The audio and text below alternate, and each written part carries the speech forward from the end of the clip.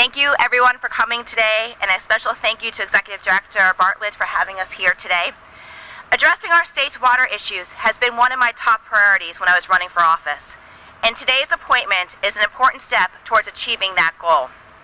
Cleaning up our water and keeping it clean for generations to come requires bringing everybody to the table to find real, comprehensive solutions to our water problems. We made great progress these first few months on several of my top priorities, and it was so important that we took the time to get this decision right. Today I'm excited to announce my appointment of Chris Pettit as Director of the Office of Agricultural Water Policy. I guess you can call him our water czar. This office works with agriculture producers, industry groups, state agencies, universities, and water management districts to develop and implement agricultural best management practices, also called BMPs. That addresses both water quality and water conservation. These BMPs are sensible, cost-effective actions to conserve water and reduce pesticides, fertilizers, and pollutants entering into our water systems. Chris's deep experience with the management and conservation of Florida's water resources will make him a natural choice to lead this office and our efforts on water policy. One of the things Chris and I will be working on together is our BMP program. Increasing BMP enrollment, receiving BMPs to ensure they are encompassing the latest technologies and practices, and working with industry leaders to increase our on-farm BMP verifications.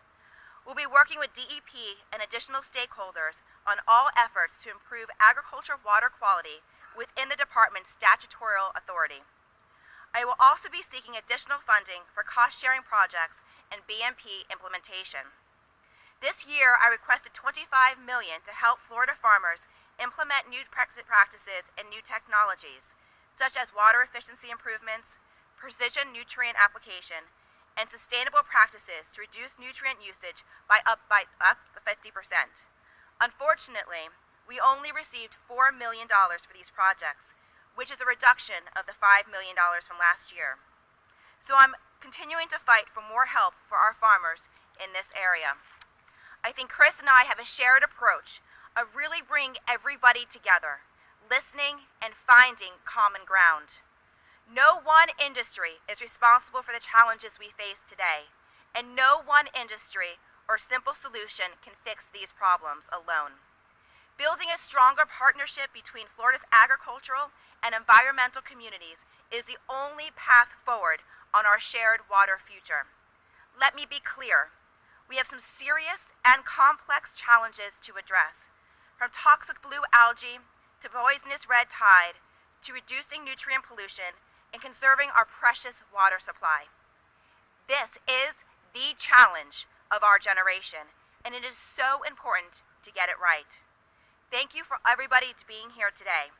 Now you'll hear from Chris Pettit, and after you'll hear from Dr. Paul Gray from the Audubon, Florida, and Marie Bednar at Bednar's Farm. And I also want to thank Leslie Berlotti from the National Conservancy for also being here today. Thank you.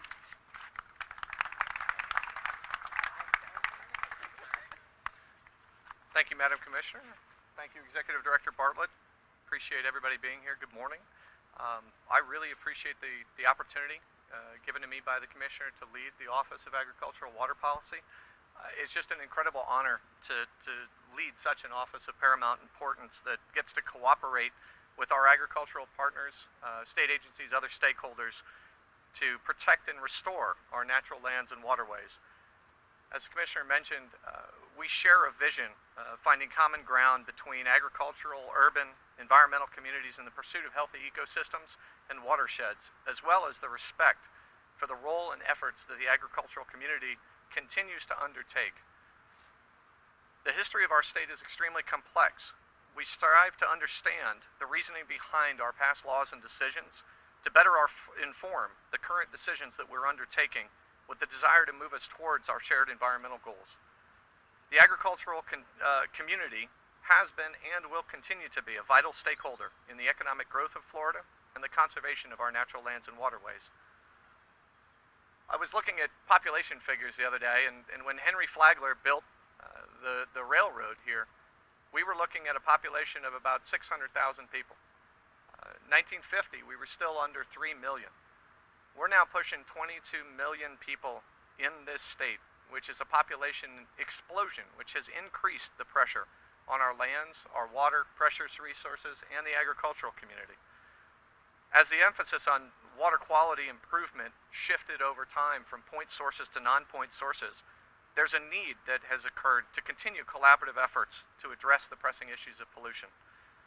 Long-term solutions take time and ample dedication of resources. It has taken us a long time to get into the situation that we are in, and it will take a while to get out. My responsibility, as tasked by the Commissioner, is to move past divisiveness, bring stakeholders together, and collaboratively tackle these difficult issues. The state agencies that I have the honor of working with have defined roles, but together we get to collaborate to tackle complex solutions, move forward, and continue to find solutions. The Office of the Agricultural Water Policy will continue to play its part in working with stakeholders to inform collaborative efforts to promote innovation and continued improvement in water conservation and agricultural best management practices. Here in South Florida, 20 years ago, we came together to form the Comprehensive Everglades Restoration Plan. That was a collaborative effort we continue to work on today. Similar collaborative efforts also exist throughout the state, be it the Central Florida Water Initiative, the North Florida Water Supply Initiative, or countless other efforts to address water and environmental issues. We must continue to come together. My office will keep working with the agricultural community to help with their role in protecting our vital environmental resources. Again, thank you, Commissioner Fried, for the honor of leading such a dynamic office, a dynamic team of amazing individuals who I'm getting to know, and continuing to be at the forefront of addressing the environmental problems of our state and conserving our natural lands and waterways. I look forward to working with other dedicated professionals throughout the state, including Secretary Valenstein, Drew and his team, the EDs and staff of the other water management districts, Chief Science Officer Frazier, nonprofit leaders such as Dr. Gray, the Nature Conservancy, and other environmental groups, as well as other stakeholders in the agricultural community. Thank you very much, and I hope you have a great day.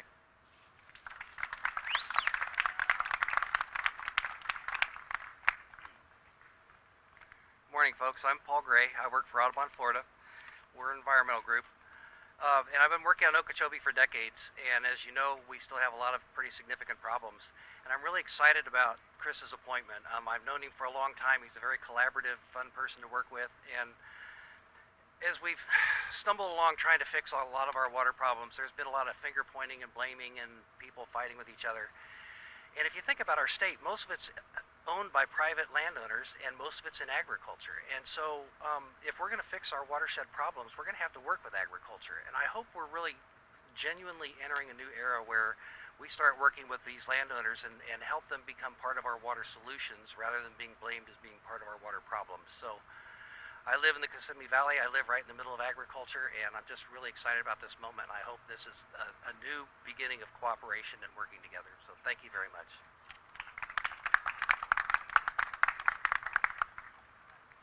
Good morning. I'm Marie Bednar. I'm Operations Director for Bednar Farms. The Bednar family has been farming in Palm Beach County for over 50 years, and we have been practicing best management practices before it was even called that. That was something that was very important to us. We believe in being very good stewards of the land, which means managing water, nutrients, and pest control products in order to minimize the impact on the natural resources of South Florida. We've worked closely with the Department of Agriculture and the Office of Water Policy, and we look forward to continuing that collaborative relationship with them. Both departments provide the farmers with tremendous support, which helps us monitor and manage our sustainable practices, which enhance our agricultural production. Bednar's is committed today, tomorrow, and into the future for farming in South Florida. Farmers were the first environmentalists, and we take that very seriously. We have to maintain good soil and water so we can produce a healthy crop and take it to production, and we are going to continue to do that. Thank you.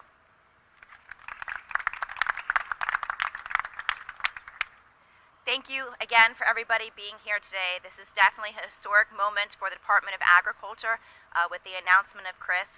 So thank you for being here today, and I certainly will take some questions.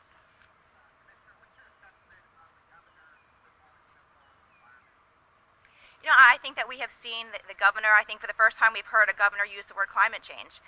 So I'm definitely, support the fact that he's coming and showing environmental issues are a top priority for his administration, and we are looking forward to working with the governor's office, with the DEP secretary, as well as the 2 task force that have been established for the blue-green algae and the red tide. Again, this is a collaborative effort on all agencies, and we are looking forward to continuing to work with the governor as we move forward.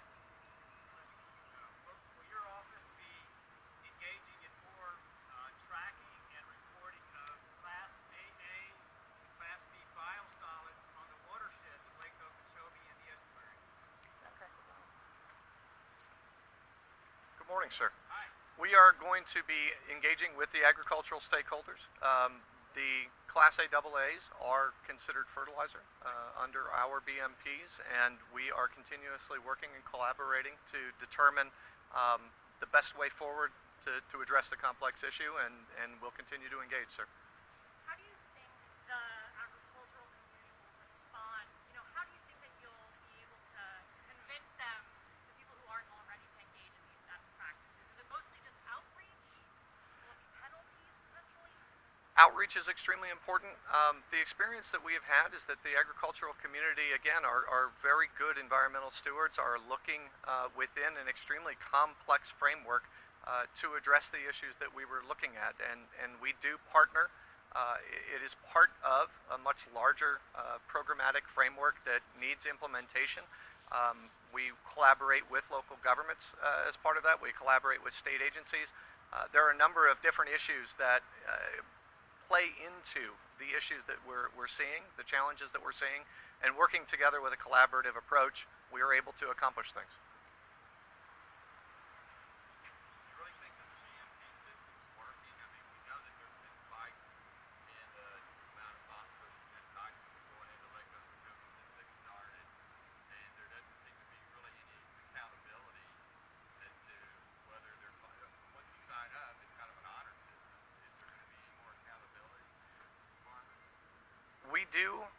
We work with, again, the IFAS folks. We work with the best scientists. We work with the best technical advisors. We collaborate with industry.